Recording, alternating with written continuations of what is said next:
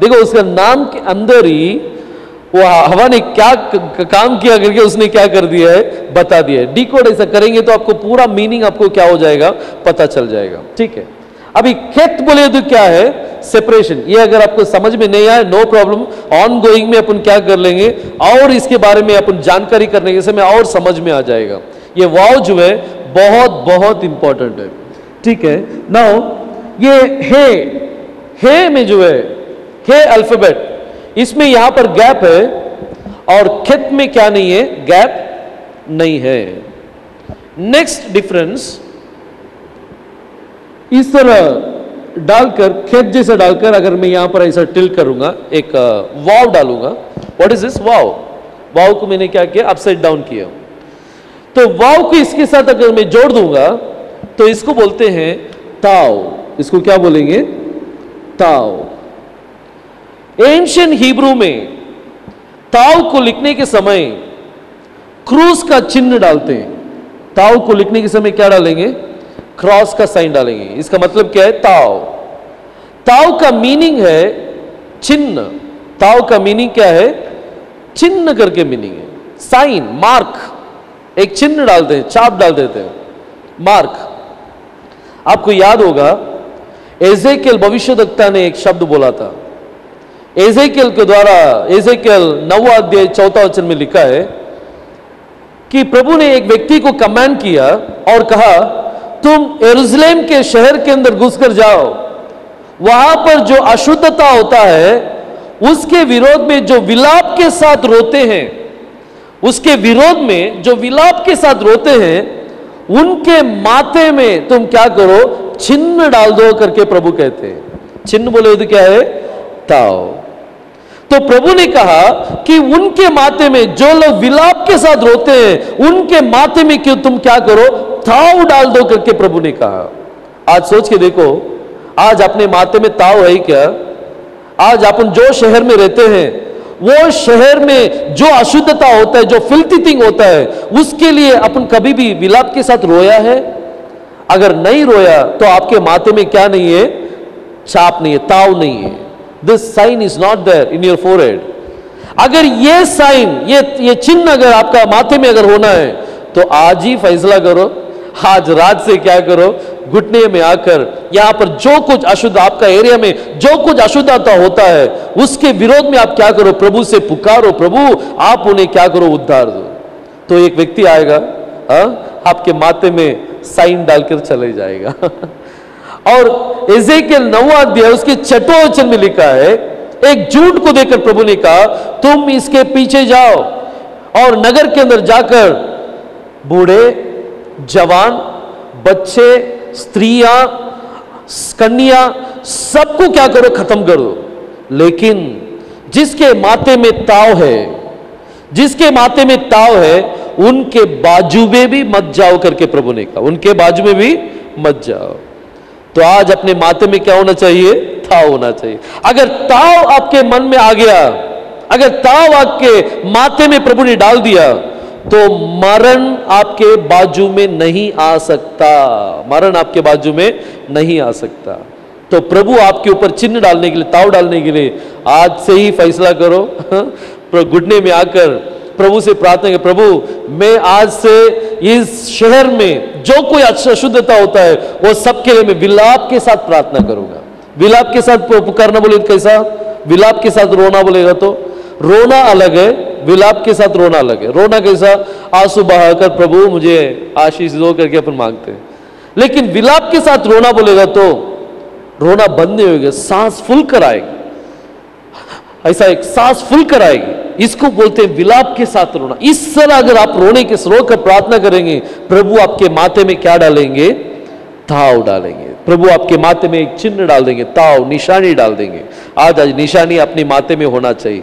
अपना कलीसिया में जितना भी मेंबर्स है, हर एक के माथे में ताव होना है। तो make them to cry like babies, उनको एक छोटे बच्चों की जैसा क्या करना है, रुलाना है।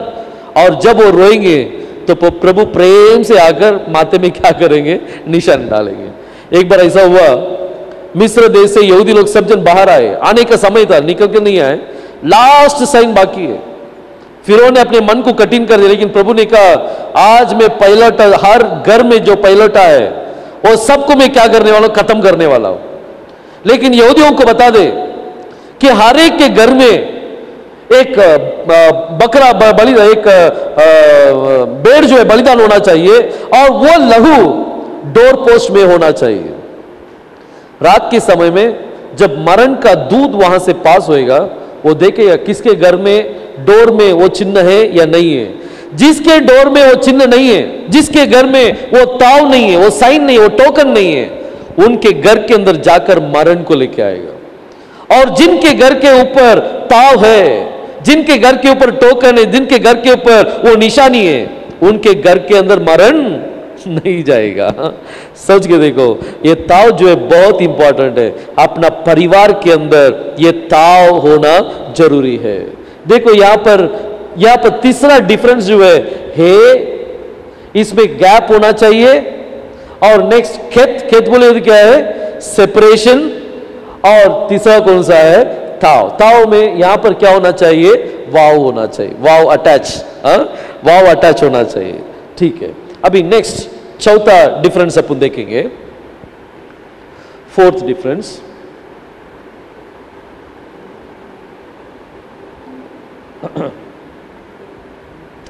Now fourth difference, what is this, ये क्या है, इसको क्या बोलते हैं, योद, राइट। मॉडर्न में क्या बोलेंगे, योद बोलेंगे।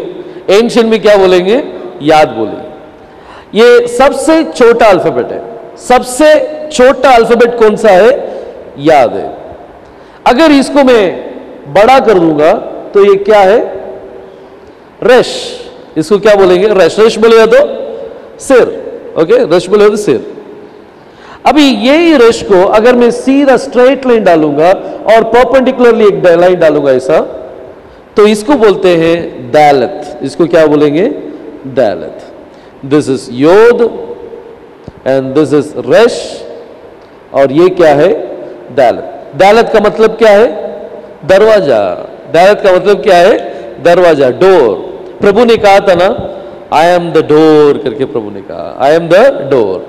तो हिब्रू में क्या बोलेंगे, आई एम दालत, आई एम दालत। देखो हिब्रू में पहला अक्षर कौन सा है, एलेफ। पहला अक्षर कौन सा है, एलेफ। और लास्ट अक्षर कौन सा है, ताव। लास्ट अक्षर कौन सा है, ताव। ये ताव ही लास्ट अक्षर है। फर्स्ट अक्षर जो है एलेफ है, और आखिरी अक्षर कौन सा है, ताव। प्रभु ने कहा था ना, मैं अल्फा और ओमेगा हूं, राइट। अल्फा और ओमेगा कौन सा लैंग्वेज का अक्षर है, ग्रीक लैंग्वेज है। ग्रीक में अल्फा करके बोला तो that is the first alphabet, और ग्रीक में ओमेगा बोले तो that is the last alphabet. तो प्रभु ने क्या कहा, I am the first and the last. मैं ही प्रथम हूं, मैं ही आखिरी हूं, मैं अल्फा और ओमेगा। अगर इंग्लिश में बोलेंगे तो कैसा होगा, I am A to Z, I am A to Z. वही चीज अगर हिब्रू में बोलेंगे तो कैसा होगा, आई एम एलेफ एंड ताव, आई एम एलेफ एंड ताव। एलेफ पहला अक्षर है और ताव आखिरी अक्षर है। आई एम एलेफ एंड ताव करके बोल। तो प्रभु ही इज क्लेमिंग, वो प्रभु क्या क्लेम करते हैं कि एलेफ कौन है, मैं एलेफ हूं करके प्रभु ने कहा। एलेफ का मीनिंग क्या है, पावर। तो प्रभु क्या बोलते हैं, आई एम द पावर। आकाश और पृथ्वी में सर्व अधिकार मुझे दिया गया है। प्रभु हर एक अल्फाबेट को अपने ऊपर क्लेम करते हैं, I am this aleph, I am dalet, I am tav. प्रभु ने कहा आई एम एलेफ एंड ताव। प्रभु खुद ताव है, प्रभु ताव है। ताव बोले तो क्या है, क्रूस का निशानी, दैट इज सैल्वेशन। प्रभु ही हमारा सैल्वेशन है, दूसरा कुछ नहीं। देखो हर अक्षर को प्रभु क्लेम करते हैं, दैट इज मी। ये सारा अक्षर किसको इंडिकेट करता है, to whom it indicates? It indicates Christ. सब मेसिया के बारे में बता। देखो एक भी चीज दूसरा किसी को बताया क्या उसने, नहीं, सब मेसिया के बारे में इंडिकेट किया है।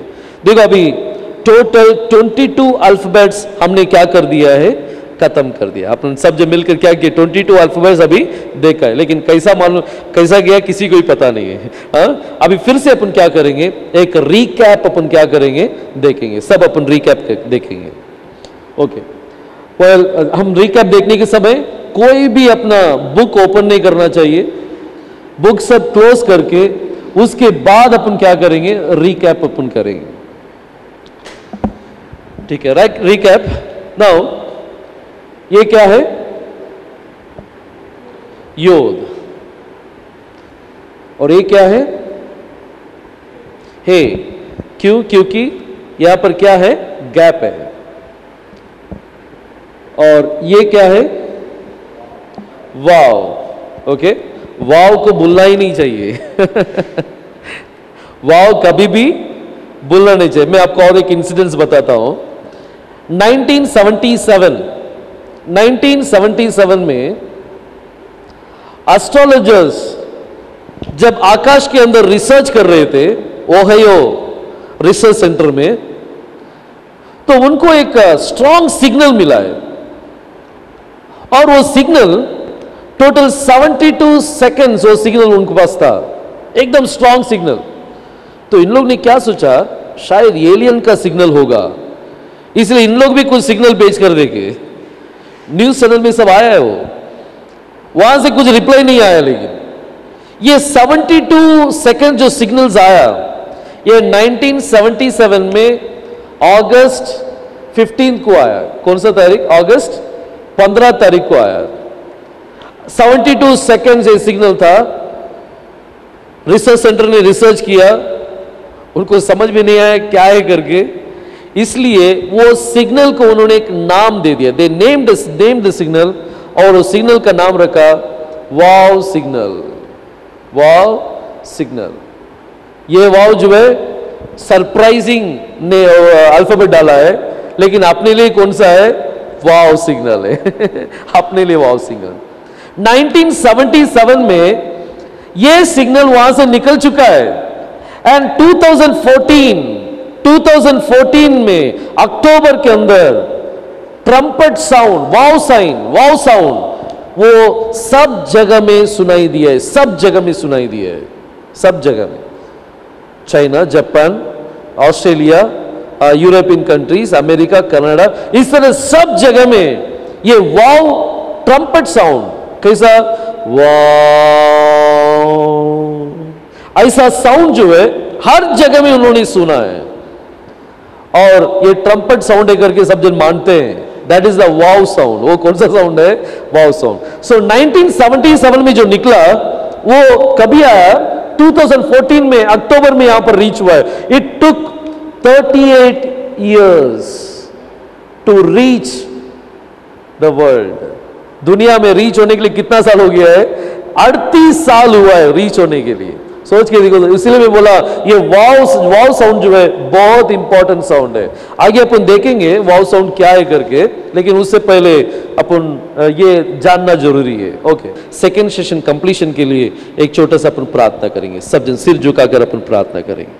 स्तुति है परमेश्वर, धन्यवाद है प्रभु, आकाश और पृथ्वी का निर्माण करता हम आपके चरणों में आते हैं प्रभु। इस समय दूसरा सेशन को कंप्लीट करने के लिए आपने मौका दिया, इसलिए धन्यवाद है। आपके बच्चों को आशीष कीजिए। आपने उनके मन को खोल दिया, आपने उनको बुद्धि को खोल दिया है, उनकी आंखों को खोला है, उनके कानों को खोला है, उनके हाथों में आपने बल दिया है, ताकि वे हिब्रू समझ सके, लिख सके, देख सके। प्रभु आपने जो दया दिया है, इसलिए धन्यवाद है प्रभु। जो 22 अक्षर हम लोग ने देखा है, ये सारे अक्षर हमारे मन के अंदर हमेशा वो बसा रहने के लिए आप कृपा मदद कर देना। बाकी के समय को आपका हाथ में सौंपते हैं प्रभु। यहोशुआ मैसे के नाम से प्रार्थना करते हैं, सुनकर उत्तर दे देना। आमीन आमीन।